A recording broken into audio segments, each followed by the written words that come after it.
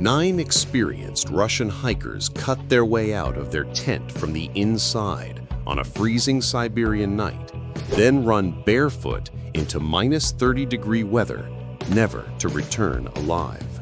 When rescuers found them weeks later, some had mysterious injuries that defied explanation.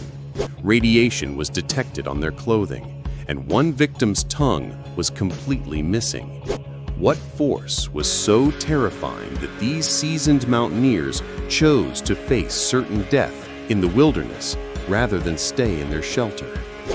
Welcome to World Cold Case Files, and today we're diving deep into the Dyatlov Pass Incident, a mystery that has baffled investigators for over 65 years and spawned theories ranging from secret military experiments to extraterrestrial encounters. On January 23, 1959, a group of 10 students from the Ural Technical Institute set out on a ski expedition to Otorten Mountain, led by 23-year-old Igor Dyatlov. But when one member fell ill and turned back, only 9 continued on what would become their final journey. The group was experienced, well-equipped, and in high spirits as captured in their final photographs.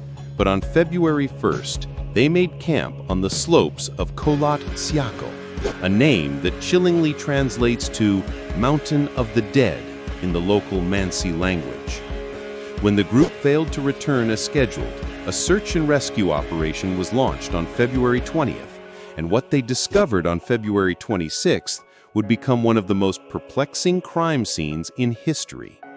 The tent was found partially buried in snow, but it had been cut open from the inside with a knife, and footprints leading away from the campsite showed that all 9 hikers had fled barefoot or in socks into the deadly cold. The first 5 bodies were discovered near a cedar tree about a mile from the tent, all having died from hypothermia. But the mystery deepened when the remaining 4 bodies were found 2 months later in a ravine with injuries that seemed impossible to explain through natural causes. The autopsy results were shocking. Lyudmila Dubanina had her tongue and eyes missing. Semyon Zolotaryov had major chest fractures, and several others had severe internal injuries despite having no external wounds. Injuries that the coroner described as equivalent to being hit by a car. Even more bizarre was the discovery of radioactive contamination on some of the victims' clothing, leading to wild speculation about nuclear testing, secret weapons, or even alien involvement.